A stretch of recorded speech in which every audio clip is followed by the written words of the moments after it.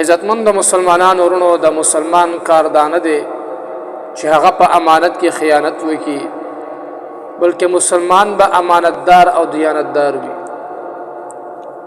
الله جل شانه فرمای ان الله یأمرکم ان تؤدوا الامانات الى اهلها. الله جل شانه تاسو ته حکم کوي چې تاسو خپل امانتونه د هغوی اهل ته ورکړئ. او بل حدیث کې راځي لا ایمان لمن لا امانت له، د هغه کس ایمان نشته دی چې هغه امانت نه ادا کوي.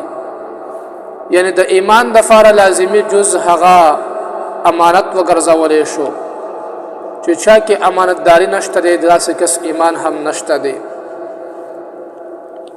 امانت څه ته ویل کېږي عزتمند ورونو؟ په معاشره کې خو بس صرف او صرف دا تصور دی امانت دی ته ویل کېږي چې یو کس بل کس له روپۍ ورکړي، څه موده پس د هغه نه د هغه روپو مطالبه وکړي او هغه ورته صحیح سلامت ورکړي. په معاشره کې داسې کس ته امانتدار او دیانتدار ویل کېږي. او که چېرته هغه روپۍ لګولې وي بل چاته ورکړي وي یا یې پخپله لګولې وي نو داسې کس ته موږ خیانتګر وو. حالانکه دا هم د امانت یو قسم دی، دا هم پکې راځي، لیکن د امانت چې کم تصور دی او کم مفهوم دی هغه ډېر زیات وسیع دی. ځکه امانت هغه په ډېر څیزونو کې راځي، اکثر هغې ته زموږ او ستاسو سوچ او فکر هم نه وي.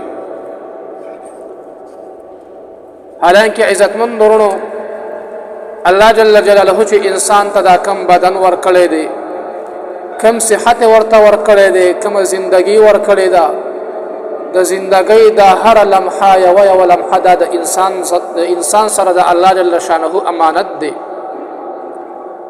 او د دې امانت تقاضا دا د عزتمندو چې موږ او تاسو په خپل زندګۍ کې د ځان نه خپل پیغمبر او الله جل شانه خوشاله کو، خپل زندگی د پیغمبر علیه الصلاۃ والسلام د طریقو او د الله جل شانه د حکمونو لاندې تیر کو. او بیا د ټول نه لوی امانت چې د هر انسان سره دی او د هغې انسان انکار هم نشي کولی، هغه د انسان زندگی ده، د انسان وجود دی، د انسان د بدن هر پرزه ده.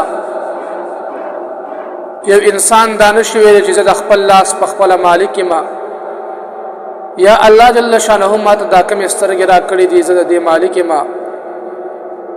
نه، بلکې دا هر څه د بدن هر فرزه دا د الله جل شانه امانت دی. د دې به موږ او تاسو نه چې کوم دی تفوس کېږي.